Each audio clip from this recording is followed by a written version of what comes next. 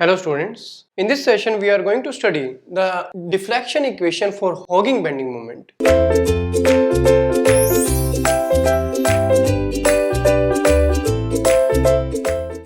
This type of bending moment in which there is compression at the lower end and elongation at the upper end.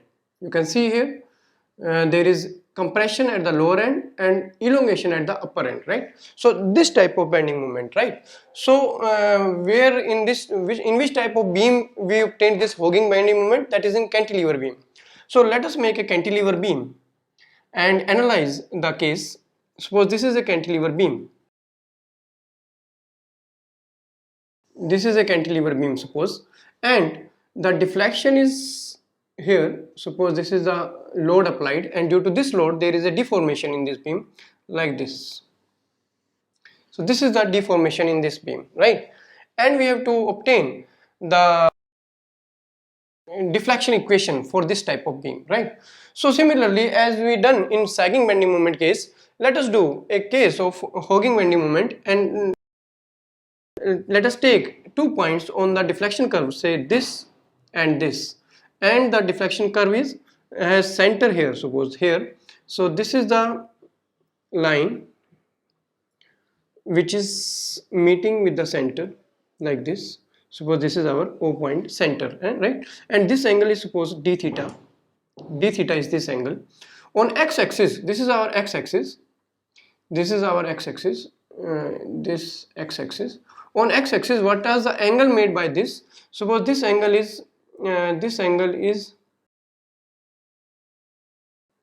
this is the angle.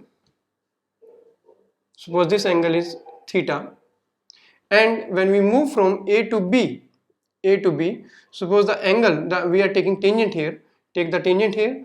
If you take the tangent here, you will get this type of angle like this. Suppose I am taking tangent here, and this angle is d theta plus d theta, right? So on x-axis the angle is changing from theta to theta plus d theta, increasing in x direction, so that d theta by dx will be positive in this case. D theta by dx will be positive in this case, right? But the bending moment is negative, because for hogging bending moment, due to sign convention, we are taking negative bending moment, right? Hogging, right? So this is d theta, and this is theta, and this is theta plus d theta, and this length, this arc length, this small arc length AB is suppose ds, right? And suppose if I draw a perpendicular here and make a triangle here, so this is dx and this is dy, this is dx and this is dy, right? So I can make this triangle here so that it may be more clear. This is our dy, this is dx, ds, and this is dx, right? So this is ds, dx, and dy, and this angle will be theta, because this is theta, then this will be theta. This angle is theta, right?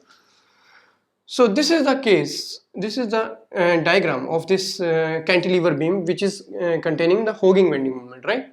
So ds, dx, and dy, right? Now similar to the previous case, this ds will be equal to, if this is radius of curvature r, this ds will be equal to r d theta. So this ds will be equal to r d theta, and from here we can find out 1 by r will be equal to d theta by ds,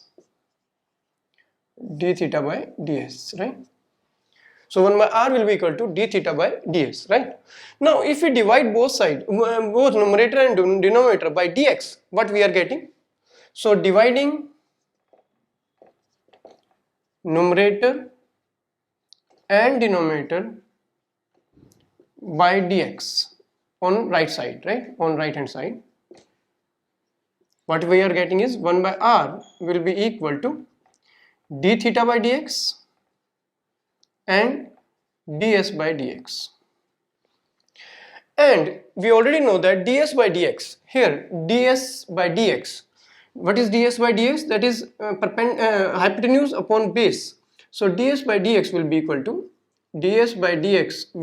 secant theta, and this is equal to under root 1 plus tan square theta, and this is equal to under root 1 plus square 1 plus theta square, already done in sagging bending moment, right? And you know that theta is very small, then 1 is much greater than theta, so we can theta square, so we can neglect this theta square and replace with 1 only. So ds by dx is basically nearly equal to 1,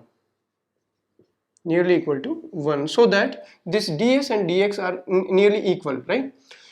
So we can put ds by dx equal to 1, so this implies that 1 by r will be equal to d theta by dx, which is positive, d theta by dx is positive here, right? So this is d theta by dx, right? Now what is slope? Theta, that is dy by dx. We know that tan theta, which is nearly equal to theta, is dy by dx. Now put this in this equation, put in 1, what you will get, that 1 by r will be equal to d2y by dx square. So this equation is obtained. Suppose equation number 2, right? Now go to the bending equation. As the previous case, go to the bending equation. What is bending equation? Bending equation is given by bending equation, so that we can find out the radius of curvature in terms of bending moment. That m by I sigma by y e by r. So from here we want 1 by r. So 1 by r will be equal to m by ei,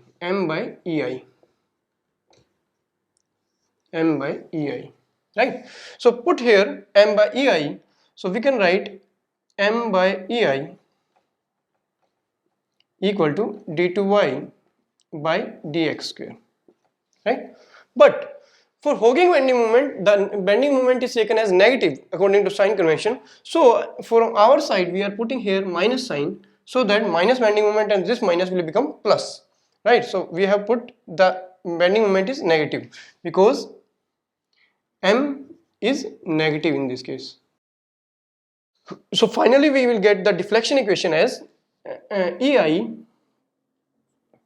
ei d2y by dx square will be equal to minus m. Same equation is obtained as the previous case. So this is the deflection equation. So for both case, for sagging bending moment as for Hawking bending moment, we are getting the same equation. Previously also we have got this equation only, ei d2y by dx square is equal to minus m. So this is the deflection equation which will be used to find out slope and deflection for a beam.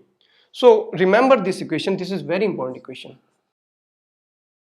Remember this equation.